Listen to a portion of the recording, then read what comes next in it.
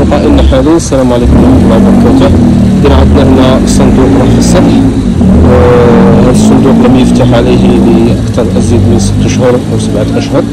صاحب هذا الصندوق وضع العاسلة وترك في صندوق التربية فقط 3 إطارات.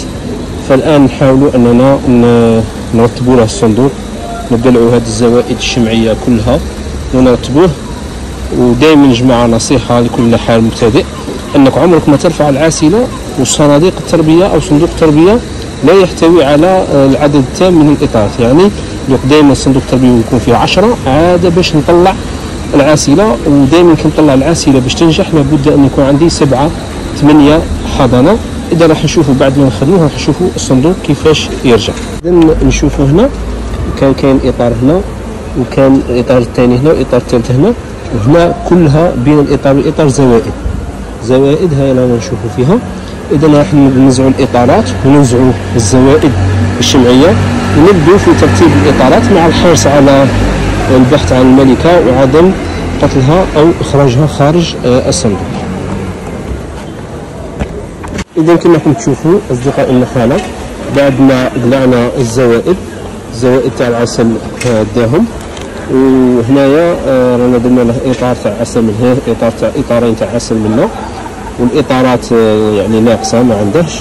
ان شاء الله غدا ان شاء الله راح يضيف له اطارات مبنيه. وبهذا الصندوق تاعنا راح يتحول الى صندوق يعني يكون سهل في التعامل من طرف النحال. ولهذا ينبغي دائما اخواني النحاله عندما نرفع الحاجز الملكي ونضع العاسله لابد ان تكون كل الإطارات مملوءة، أي إطارات التربية يكون الحضانة فيه على 6 أو 7 باش ندير الإطار. لماذا؟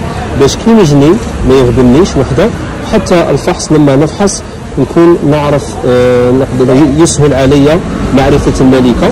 لأن لما يبني الشمع بطريقة عشوائية وتدخل الملكة في أنفاق الشمع يعني يصعب كثيرا إيجادها، وربما يؤدي ذلك إلى قتلها. إذا هذا هو الصندوق اللي حولناه بعد ما كان فيه 3 إطارات وخدم ما شاء الله. على كل حال كان فيه مردودية كبيرة، يعني قلعنا له شحال؟ قلعنا له قريب 8 إطارات ولا 7 من العاسلة، وقلعنا له الزوائد تاع العسل ديناهم، وخلينا له 3 إطارات تاع تغذية، والزوائد هذه أيضا تكون دينها في العاسلة باش يستهلك العسل اللي راه فيها.